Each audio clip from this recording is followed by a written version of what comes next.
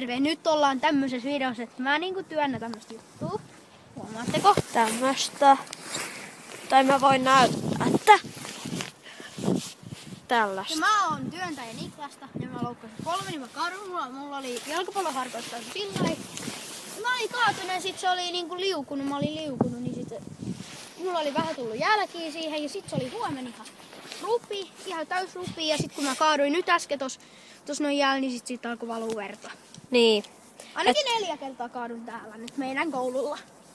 Niin. Joten laske 3 ja sitten reis alkaa. 1, 2, 3.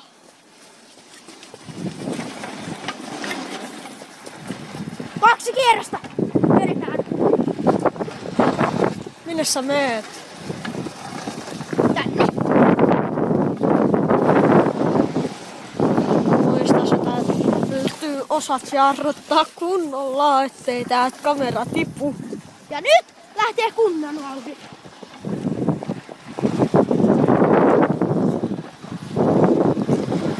Pausi, koska jotkut gangsterit pilasta, niin me vedetään tähän. Eri jäällä, avojäällä. Vähän driftai. Mennään 1 kierros vielä kaukaloos. Kaukaloon. Paussi. Me takaisin kaukalossa. Koska jotkut gangsterit sinne. Miten järkeä sen on, että ei saa koskea noihin kiekkoihin, koska siinä oli 1 kiekko. Mutta noin gangsterit tulee taas vielä nopeasti tää kierros. Ja nyt käännös. That is my ball! Ota se Nick!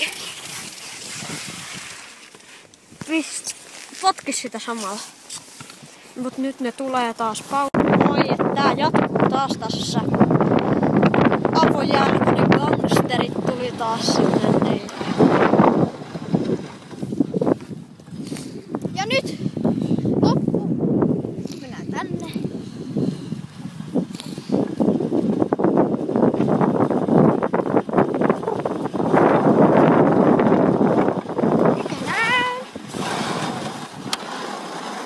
Käännytään näin jännästi. Ja sit loppu ihan ton kasaan. Mut ei kokonaan, kun se nyt Joo, mä käännyn jännästi.